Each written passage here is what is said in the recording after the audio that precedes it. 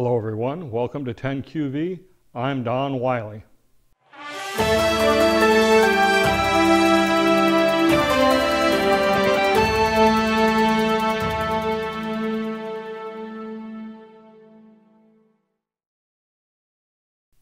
What is 10QV? 10 questions about the villages. Each episode, I'll meet with prominent and knowledgeable people here in the villages and the surrounding community, and I'll ask them 10 questions, and I'll get straight and factual answers to issues of importance here in the villages, and we'll try and disprove a few myths, misinformation, and urban legends about the villages.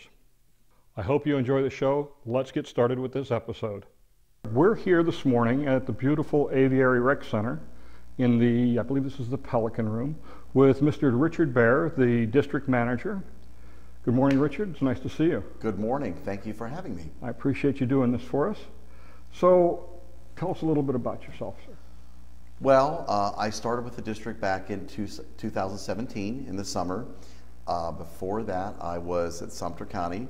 I'm a resident of the villages, having lived in Lake Deaton for several years, and now I live in Marsh View. I really like living in the villages. My wife, I've been married for almost 35 years.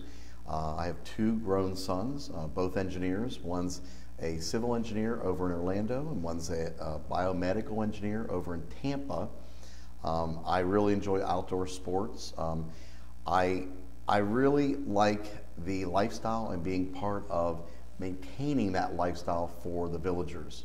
So I really think that returning back to Florida, because originally we lived in Clearwater Beach, Florida. I worked for the city of Clearwater.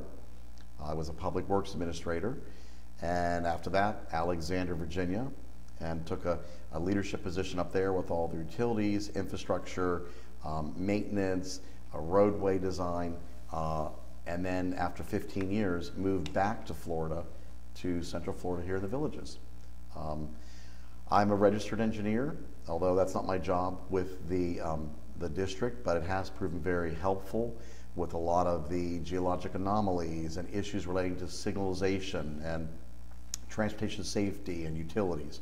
So it comes in handy, but I enjoy the broad role of being a part of the maintenance and continuity of lifestyle in the villages. Well, you certainly have a lot on your plate, that's for sure.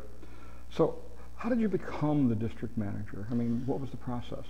Well, I was pretty fortunate at a time when Janet Tutt, who had been here for over a decade as the district manager, she saw the growth starting, if you will, up again, that the developer was undertaking south of State Road 44.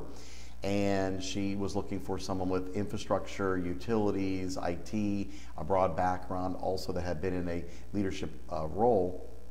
Formerly, I had been an assistant county administrator for Sumter County.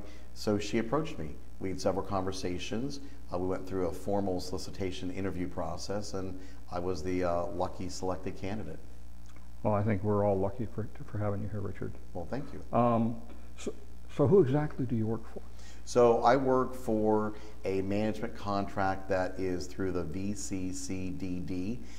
The VCCDD is a community development district that basically is the purveyor of services.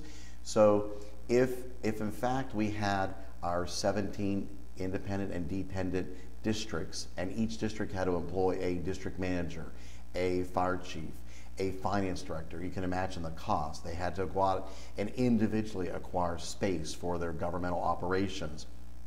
By having a management services contract, just a portion of my time is spent, for example, in District 10 or District 4 with services, and as well as all of the staff, and that's apportioned out based on an allocation. So roughly 3-4% of my time is spent in numbered district work individually. And so that's the only part of the bill for my services that you receive as a numbered district, as opposed to going out and, as I mentioned, hiring a district manager for 17 districts. Interesting. So what's the relationship between the district, because it's a term that's used a lot, and the developer? So let's start. The district, actually, when you think of the district, it's really a collective term. When people say district, they're thinking of usually all of the numbered districts, the dependent NSCUD utility district, and they're probably talking about the 3 commercial districts of the Sumter Landing CDD, Brownwood CDD, and then the VCCDD. So when you think of the district, it's a collective, usually kind of term of art. The developer is a private corporate entity. So we as district government take on the infrastructure through a sale process from the developer. We own and operate then that infrastructure for the community. Examples of infrastructure would be roadway systems, would be storm sewer systems, it could be the maintenance of ponds and rights of way. All in an effort to make sure that, much like a city, that the infrastructure is being run in an efficient and effective manner. Okay. Sometimes it's hard to figure out where one entity begins and the other one ends. How much involvement does the developer still have with the operation of the districts and, for example, north of State Route 44? Really, the developer doesn't have any involvement with the operation of the districts. As a section of the state of Florida government, we operate totally independent of the developer. The developer doesn't fund what we actually do insofar as maintenance of infrastructure. The developer doesn't call the shots insofar as maintenance intervals, whether a villa roadway is repaved or re-landscaped around a common area of a pond system. The developer is really consumed with the provision of additional community resources and infrastructure in the newer areas, we'll say, south of State Road 44. Over a period of time, some of those resources, infrastructure, become, through an acquisition process, district assets. And then the district takes on, for example, in District 12 and 13, currently being, if you will, built out, the district would take on that infrastructure for ownership and maintenance. Some of the infrastructure goes to the county, such as the main roadways, the arterial roadways, like South Moores or Warm Springs. Some of the infrastructure goes to the city of Wildwood. They would be the more localized roadways. So the VCCDD, what's a mouthful, the Village Center Community Development District. Yes, sir. They hired you. But isn't the VCCDD, all the supervisors there, landowner elected, when the only landowner being the developer? Isn't that a developer-controlled entity? So weren't you hired by the developer, wouldn't you say? Well, so 4 of the 5 supervisors are landowner electors. There is one that is actually a, if you will, a residential representative. So if you think of it as the commercial entity, if you will, hired me, and the developer had a role in the commercial entity because they own the commercial, then that initial step, yes. So how do we as the residents know that the district staff is working for the residents' best interest and not the developer? Because that honestly is the perception by many people, and I mean, I personally don't think it's a correct perception. But how do we as residents know that? Well, there's several ways. You can actually, there are, if you will, annually ways that you can become involved and understand what the district government does and what the district government actually involves insofar as its checks and balances of government. We have an internal audit, as you know, for District 10. Every year we do an audit. That audit looks at every single dollar that comes into or goes out of the district government. It looks at all of our governmental controls. We have to meet certain standards to have a clean, if you will, audit.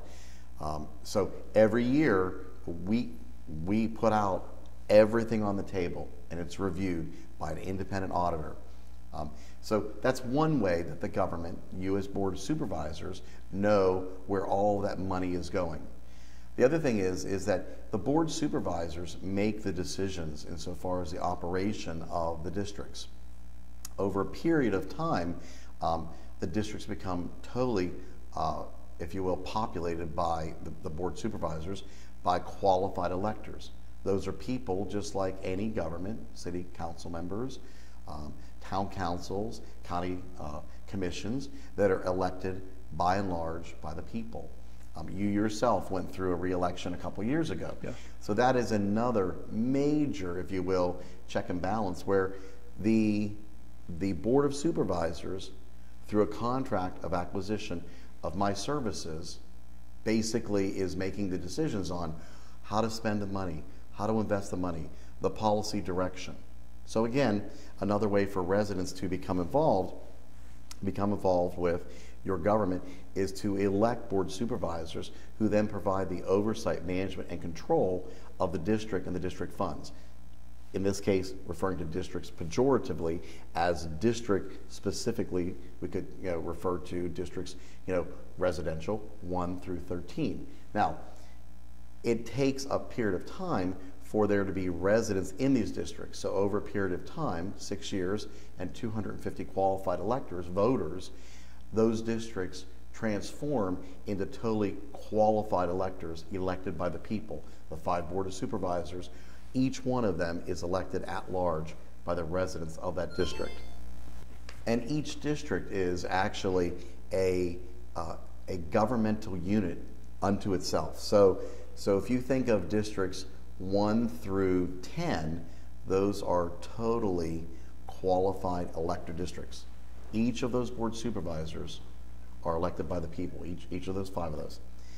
District 11 is at the very end of their transition process, going from when there weren't any residents there, and the initial group of board supervisors are landowner elected because there aren't any residents, right, and then over time convert over. District 12 totally converted this year, and District 13 is still landowner elector because there's very few residents there. There's really no one to run the district from a board supervisor standpoint. Yeah, District 11 and 12, that's always confusing to people. Just so people understand, District 12 used to be called Wildwood Springs Community Development District, and it was established in 2006 or 2007. So it was able to meet the time criteria for the conversion a lot sooner than District 11, which was created in about 2013 or 2014, somewhere in that time frame. That's correct. So, and as Richard has said, I am a district supervisor for District 10. I also serve on the Project-Wide Advisory Committee. That has no bearing on this interview. This is a separate interview for Gold Wingnut Productions, but I do appreciate your time, Richard. So how big is the district, the staff, I guess? How big is your staff?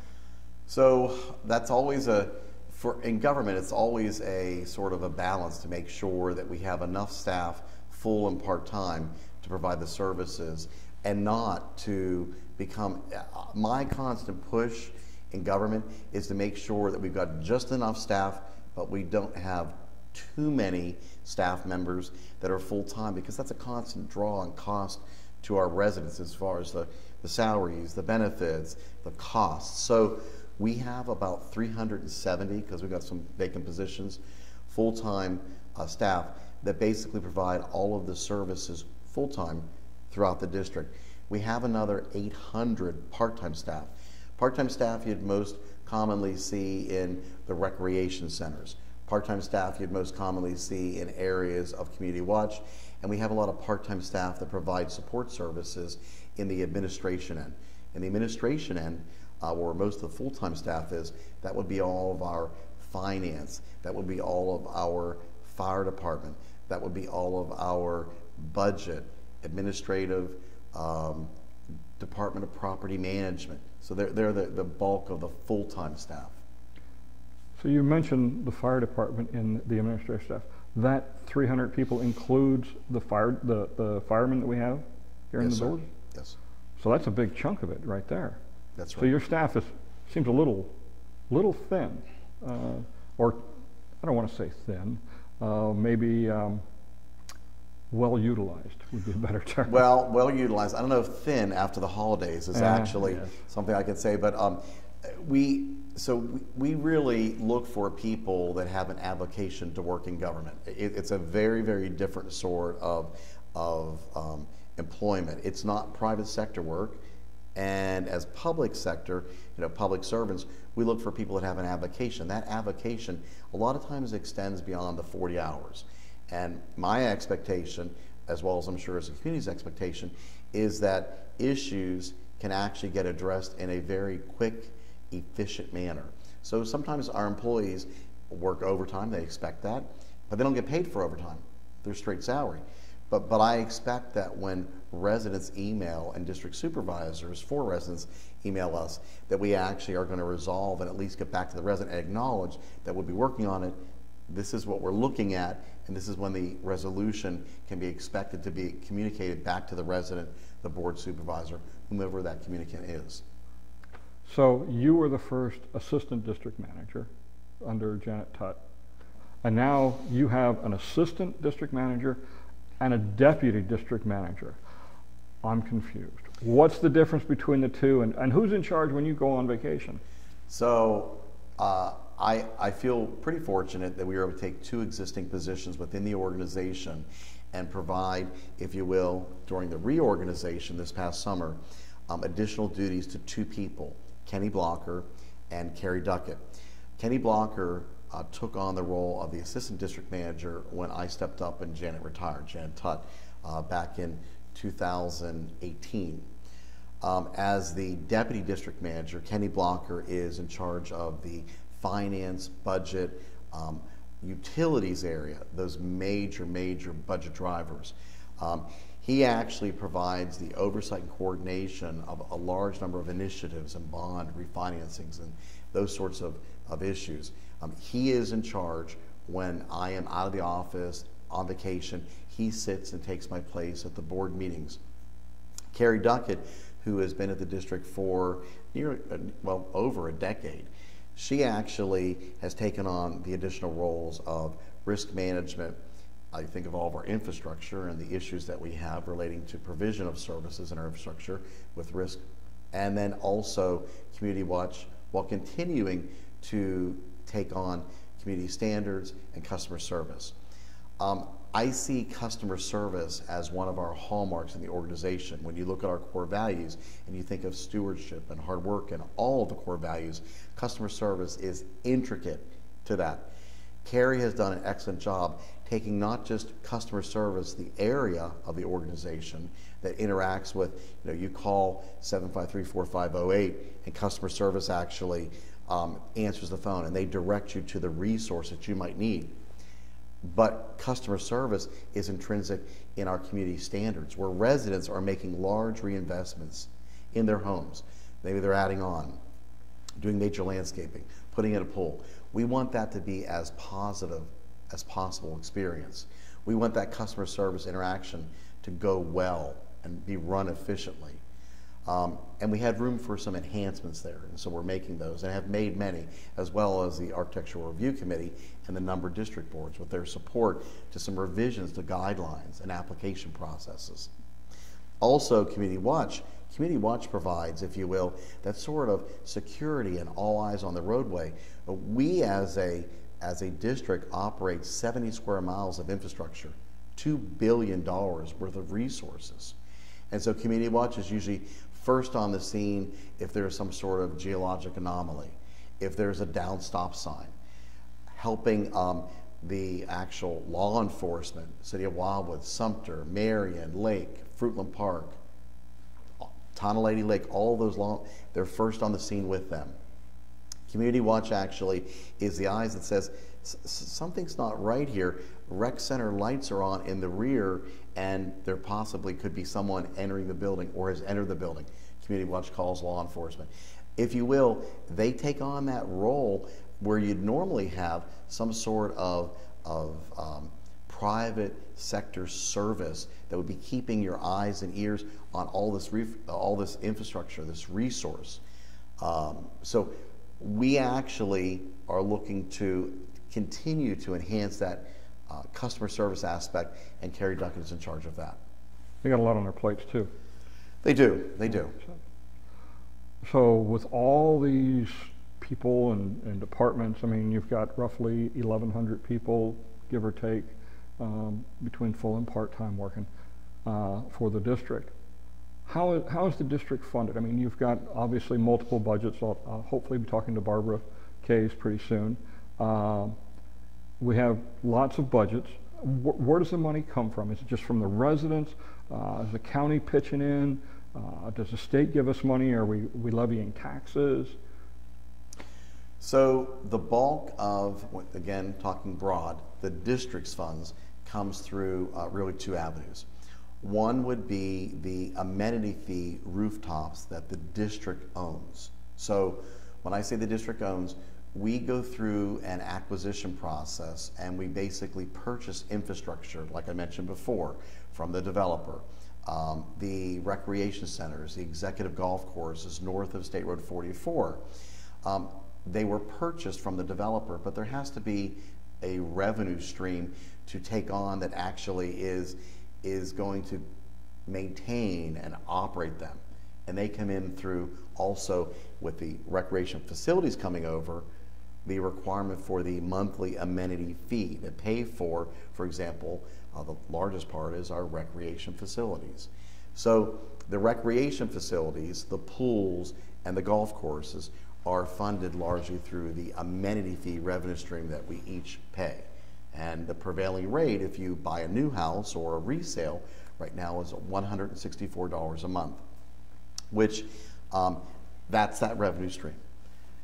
Now the other part of the organization is, you think of it more of the typical governmental end of the organization. That would be the public sector services of operating infrastructure, of replacement of infrastructure, of the staff that provides the services to manage and operate the infrastructure. That comes from non-utility. Now, I'm not talking about utilities, but that infrastructure, the public infrastructure, non-utility, comes from maintenance fees.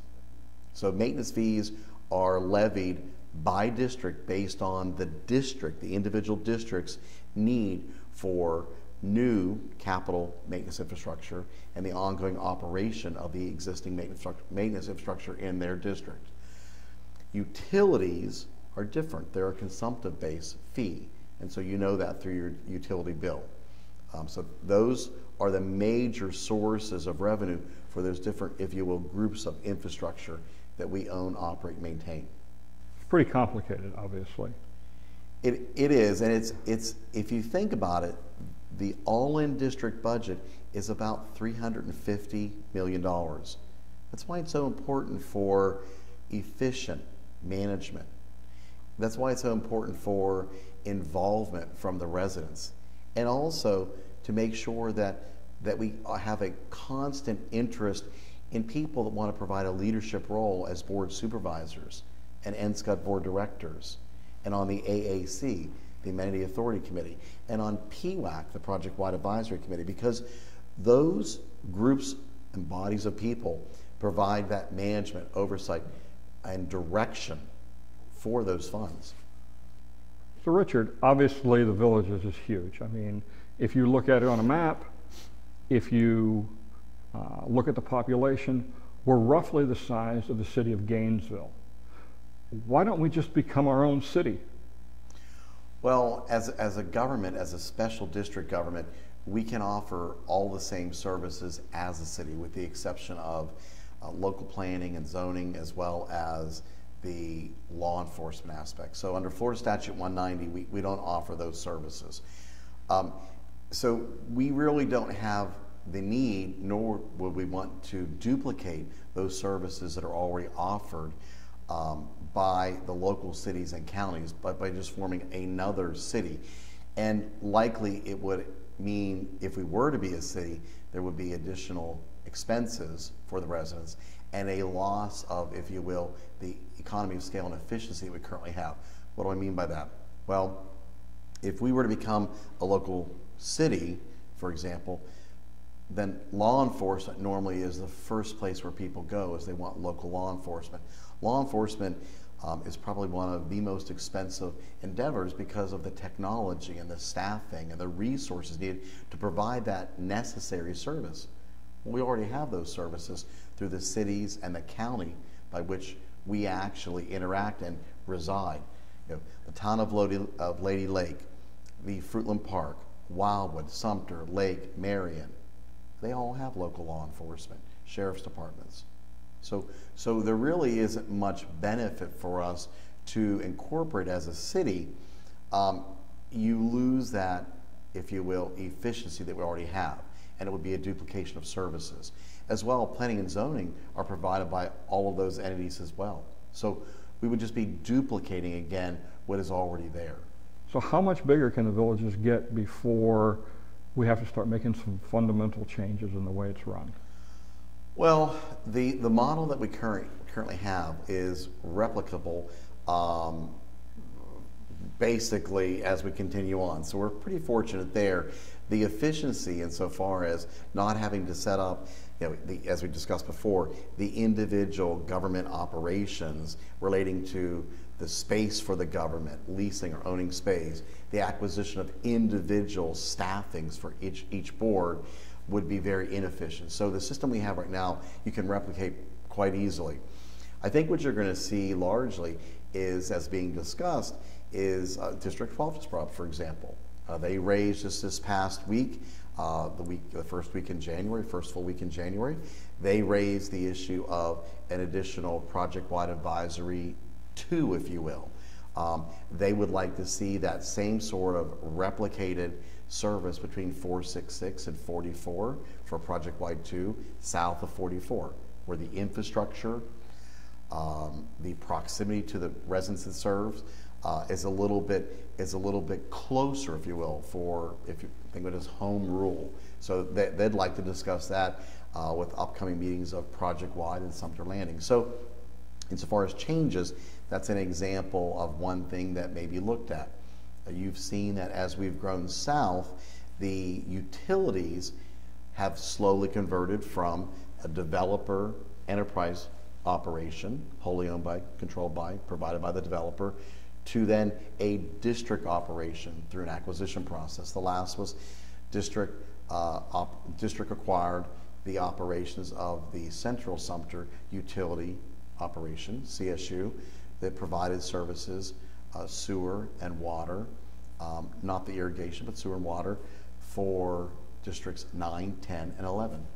And so I think you'll continue to see a migration of various utility systems over the years. So you brought up just now the project-wide advisory committee, and obviously what that is, the project-wide agreement and the project-wide fund. How does PWAC, project-wide agreement, how does that benefit the residents, and who controls the funds of the project-wide fund? So we take a step back and let's take a look at the project-wide advisory committee. Let's talk about that, maybe a good starting point. The project-wide committee is made up of one member each of districts 5 through 12, and also Brownwood Development District. And so each of those units of government have representation on project-wide advisory committee. The project-wide advisory committee is established by agreement, as you mentioned, with the Sumter Landing CDD. Sumter Landing provides the oversight because they own, for example, one of the 2 functions of project-wide is to provide guidance, recommendations to Sumter Landing CDD on the amenity fund, which we mentioned before. Those amenity dollars operate these recreation centers and the golf courses north of 44. Project-wide also controls the project-wide fund, which funds the common infrastructure. You'd think of north of 44 and also south of 44 as well now, all the way up to 466 County Road.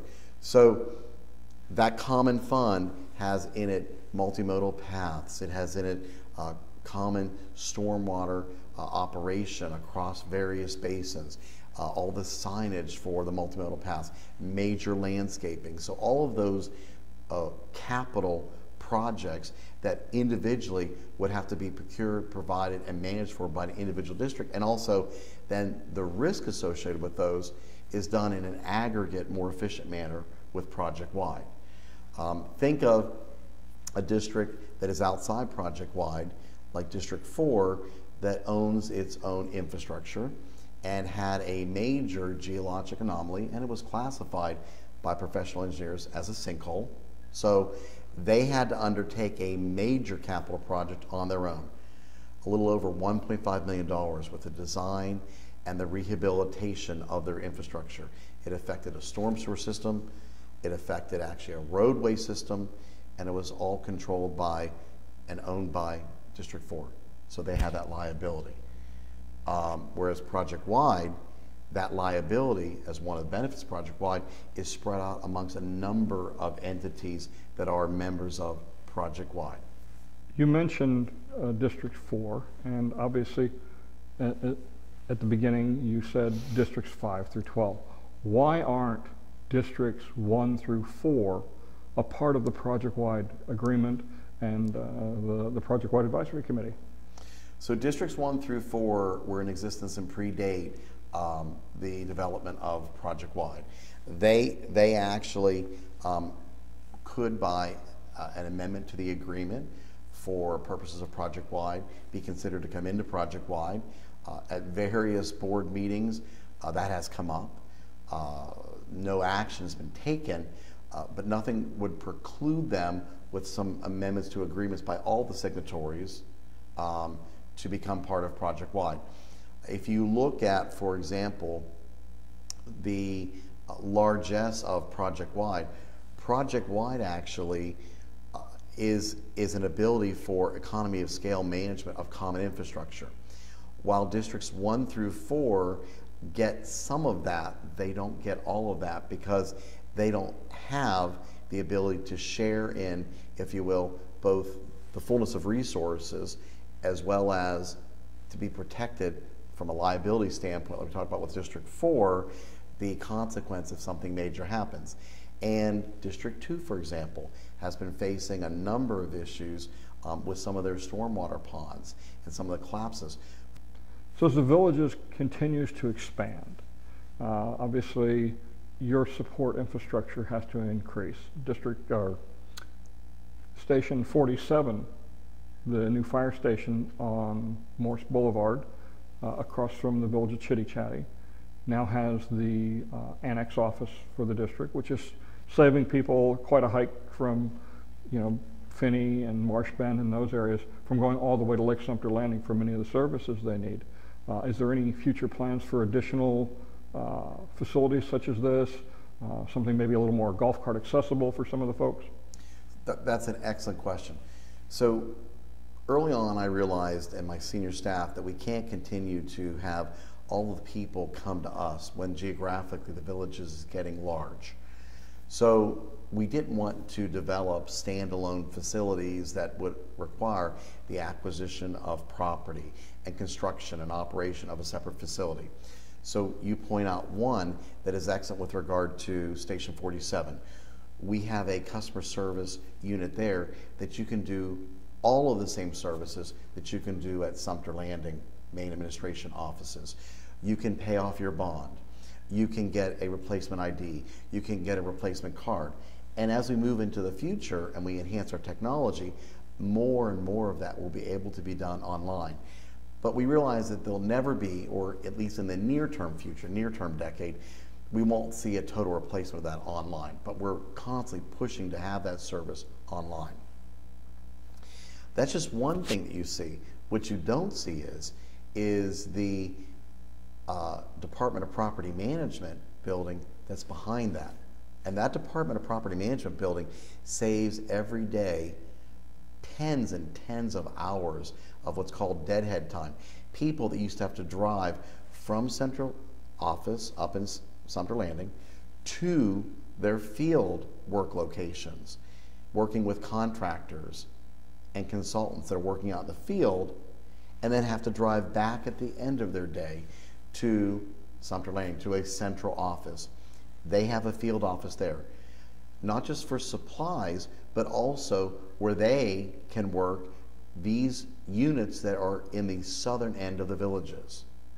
Another thing that residents may not recognize is we're moving to more of a recreation hub service.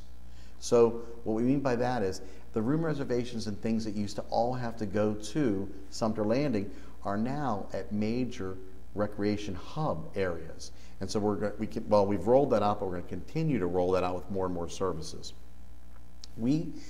I say we, my senior team, think it's very important to provide those services in person as much as possible, realizing that we want to do it in an efficient manner. But we don't want our residents to have to make a 20-mile drive to get something. More online, and also shared facilities to provide those services. Existing buildings like fire stations, existing facilities like rec centers. How can we use those centers, fire stations, other structures, and use them for multiple purposes? I'm very cognizant of the ongoing operation and maintenance costs as you have additional facilities and resources. And so the multi-purposing of resources is critically important as we go forward to, again, keep that efficient level of government running.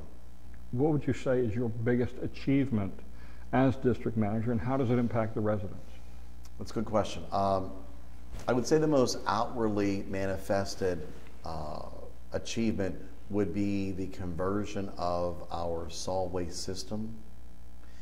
The conversion of it going from a recycling and solid waste system where much of our recyclables, because of global lack of market, because of cost, was being wasted and then put in a tractor trailer and hauled up to hauled up to Georgia for landfill.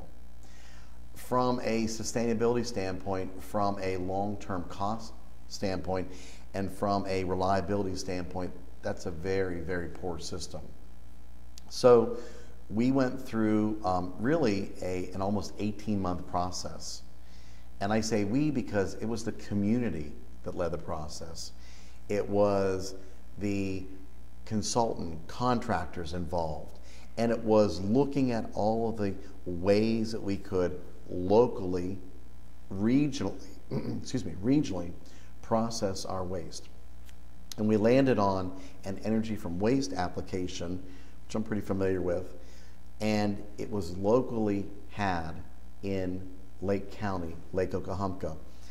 To be able to, in Central Florida, which, I mean, we're not in a major metropolitan area, but to be in Central Florida and find an energy from waste that has the capacity long-term in a contract to be able to provide the stability and the local processing of our waste with appropriate environmental controls, putting power back onto our Central Florida grid, I thought was a very big accomplishment.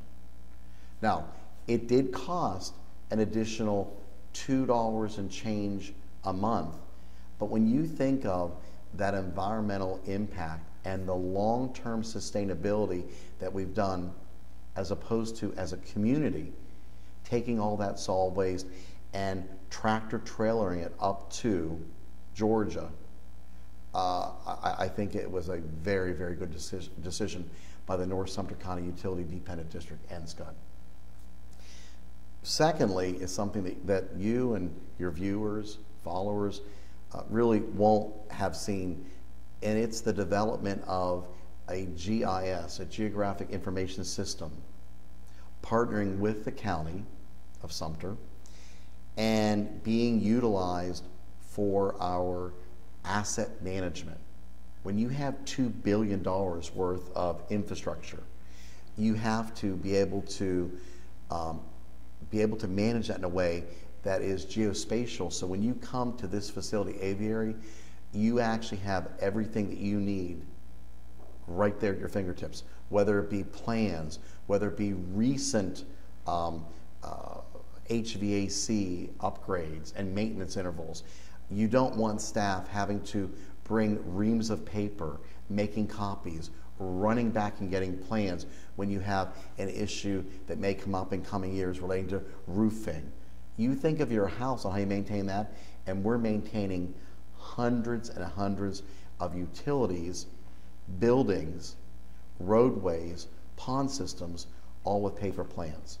So the development of the first several geospatial layers, which we're now going through a QA/QC, quality assurance, quality control checklist with our consultants and contractors, is going to be huge insofar as management and maintenance of these infrastructure elements and systems. It's just huge.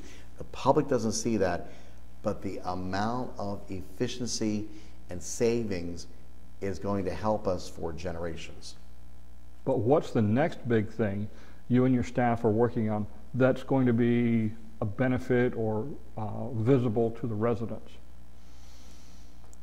That's a really good question. What I would say is probably the next big thing that we're going to see is we're to a place where, and you've seen in the last couple years, and you're going to continue to see, where we're doing a number of bond refinancings. So although not a capital project, being able to refinance and getting to that period where you've got the call on the bond, and with our support staff consultant and with Kenny Blocker's experience with bonds, being able to refinance has provided tens of millions of dollars in savings for NSCUD. District 9 is going through and has gone through this bond refinancing, which it just saves an inordinate amount of money. So that is a very structured, deliberate, staff-intensive process. I think that's the next effort you're going to see as we have the maturation of many of these districts with their bonds. Some districts, like districts 1 and 2, have paid off their bonds, but most of the districts still have outstanding bonds. You're going to continue to see us apply a lot of talent and leverage there to refinance those bonds. Now, fingers crossed that the markets stay as good as they are, but with that being said, that's going to be a major effort. The bonds are definitely a big issue, and one that most residents don't really understand. I've done a video on the bonds. It does explain it. I hope you all will watch it and enjoy it. What's your biggest challenge, Richard, for you and your staff? I think the biggest challenge that we have with our staff is being understood, being in communication with our many residents. Our residents are unique both from a demographic standpoint, but also because they come from so many different places. You hear the rule of thumb that villagers move an average of 3 times when they're in the villages. And every time there's that movement, there's a constant shift and influx of people that come that may be used to a city, a county, a town, a borough, a special district form of government.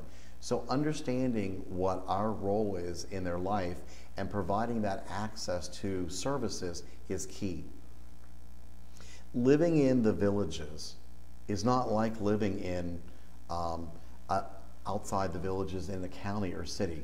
We provide a unique branded lifestyle. Things look different here. Things feel different here.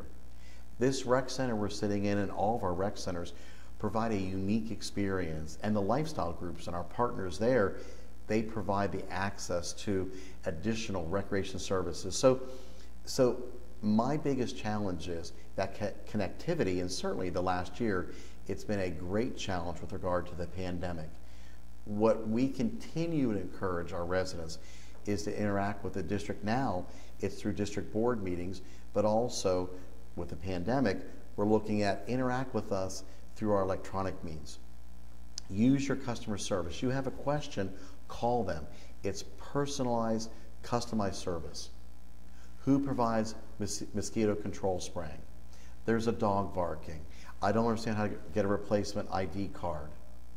I actually want to understand what the ins and outs of having fire, smoke detectors replaced. Who does that? How can I access that service?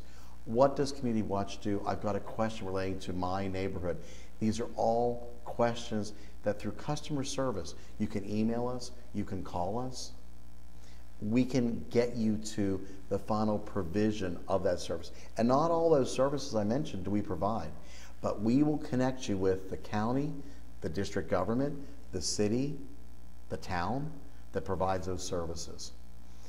The other thing that I think is so important is for residents to, as they're enjoying their busy recreational lifestyle, as you do, to become involved in their government. Come to your board meetings, understand your government, run for possibly a district government, a district board seat, get on to the ARC, Architectural Review Committee. the things that they do, so interesting. Get onto the utility board, NSCUT. Really become involved. This unique lifestyle depends not only the provision and maintenance of all this landscaping and recreation centers and golf courses and pools and roads that we provide, because we don't want it to be an experience that you have outside the district. We want your experience here to be unique. And sure, sometimes we'll stumble, we'll fumble the ball.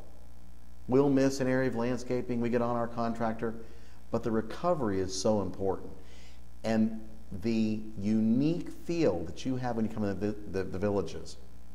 The people say, well, could we change our lifestyle by eliminating all the flowers? Could we change our lifestyle by not planting palms? And could we save money? Could we change our lifestyle and not having all the maintenance with the multimodal paths that come up time and time again?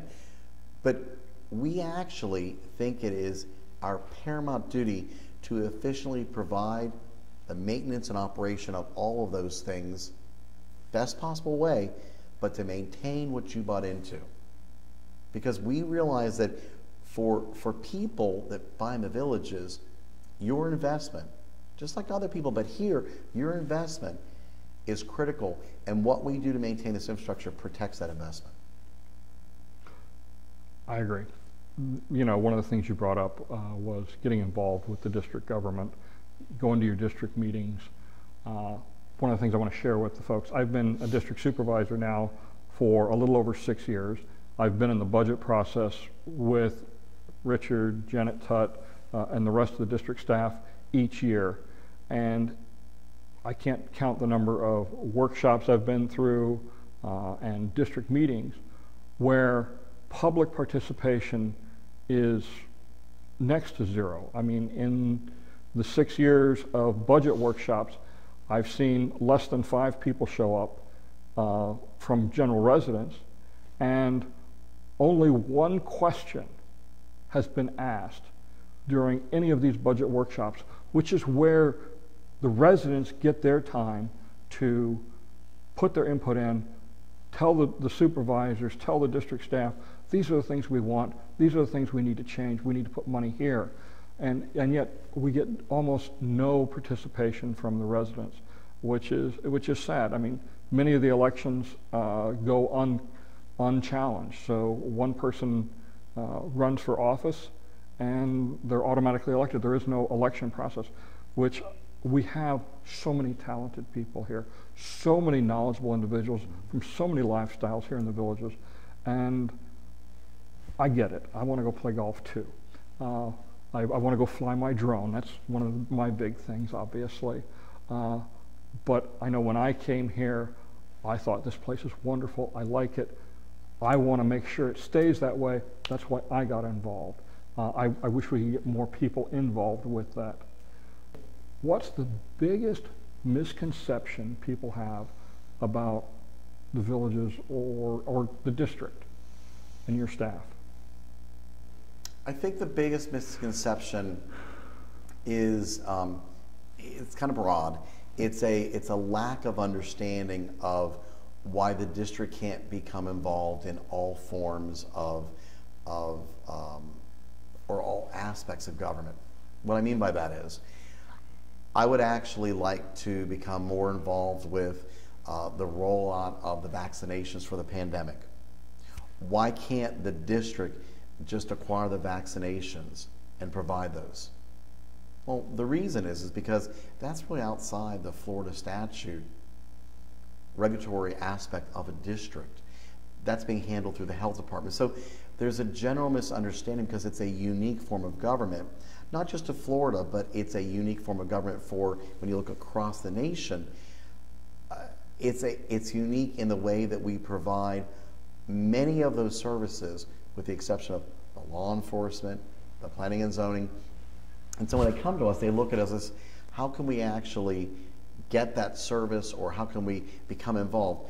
And a lot of times then, when they do come, we refer them to, well, that's a county health department. So we actually have, our biggest issue is, again, is the lack of understanding of the services that we provide. And so that's something that I know the district board supervisors are always looking for avenues to share and educate, and people understand that. Because there are so many services that we provide and would like to see more people utilizing those services. One last question. Where can residents find out more information? Yes, this is a shameless plug for the district, so go for it. Well, you can, districtgov.org, so districtgov.org has all of the information. As a government, we publish our agendas online. We have all the supportive information online, 7 days in advance, all the committee information, public meetings, all online. You can go on very easily. There's a toolbar along the top. If you know your district number, if you don't, you call customer service, 753-4508.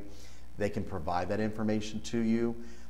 You drop-down menu, you can click on the agenda for your district board. You can click on who the board supervisors. You can get a great picture of Don Wiley on there.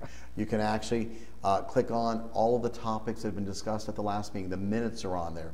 You can click on how large, factoids of the districts, how large they are, how many households, all of that. It's all in there. Thank you, Richard. All those websites and the phone numbers will be included in the description on this video right below it. So if you're looking for that information, just scroll down, you'll see it in the description of the video. Richard, I want to thank you for taking your time this morning. It's been a pleasure meeting with you. I've known you for several years, obviously being a district supervisor, but it's always a pleasure talking with you, and I appreciate you joining us. Thank you, Don, for doing this. Thank you for watching this.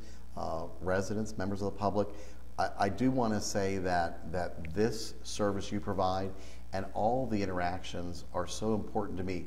We exist to serve the residents. Thank you, Richard. Well, this has been 10QV, 10 Questions About the Villages. I hope you've enjoyed it. Stay tuned for the next episode. Once again, I'm Don Wiley. Thank you for watching.